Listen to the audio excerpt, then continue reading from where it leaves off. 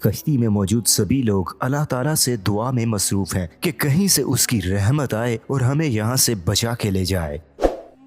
یہ کشتی کس کی ہے؟ اس کشتی میں سوار کون لوگ ہیں؟ اور یہ اتنے بڑے درجے کا سیلاب کہاں سے اور کیوں آیا ہے جس نے پوری دنیا کی آبادی کو ختم کر ڈالا؟ تو دوستو، ان سبھی سوالات کے جوابات آپ کو اسی ویڈیو میں ملیں گے۔ حضرت آدم علیہ السلام کے اس دنیا میں آنے کے بعد ان کی اولاد اس دنیا میں خوب پلی پھلی، مگر ایک مدت گزرنے کے بعد وہ لوگ خدا کو بھول گئے اور مٹی اور پتھروں کے باطل دیوتاؤں کے پجاری بن گئے۔ اسی طرح آہستہ آہستہ لوگ مزید بدکاریوں میں مشغول ہو گئے۔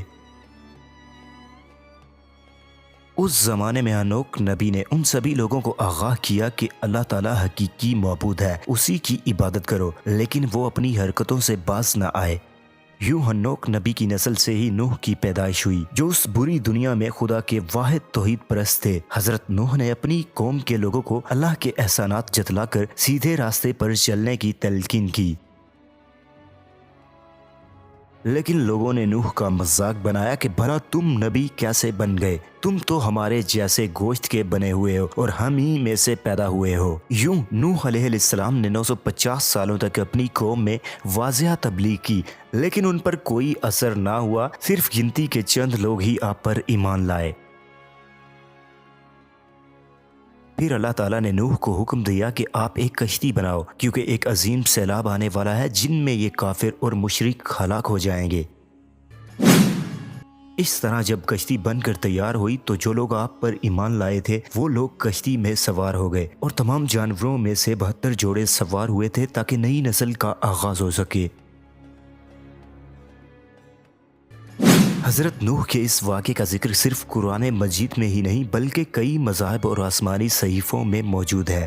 مثلاً توریت، انجیل اور ہنوک کے صحیفے میں نوح کے اس طوفان کا ذکر بالکل اسی طرح آیا ہے، جس میں اس عظیم سیلاب کی وجہ یہ بتائی گئی تھی کہ انسانیت پرلے درجے کی بدکار ہو چکی تھی، اور انسان جانوروں اور دیو کامت چیزوں سے زنا کر کے اللہ کی بنائی ہوئی تخلیق کو بگاڑ رہے تھے، جس کے نتیجے میں عجیب و غریب جاندار پیدا ہونے لگے تھے۔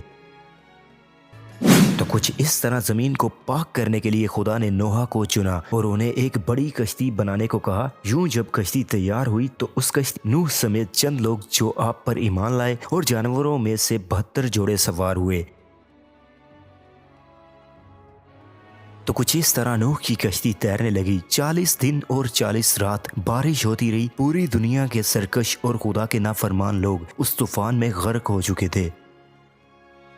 یوں کچھ عرصے بعد اللہ تعالیٰ کے حکم سے طوفان تھم گیا اور کشتی نوح ایک پہاڑ کی چوٹی پر جا رکی، اور پھر کچھ اس طرح زمین نے سارا پانی اپنے اندر جذب کر لیا۔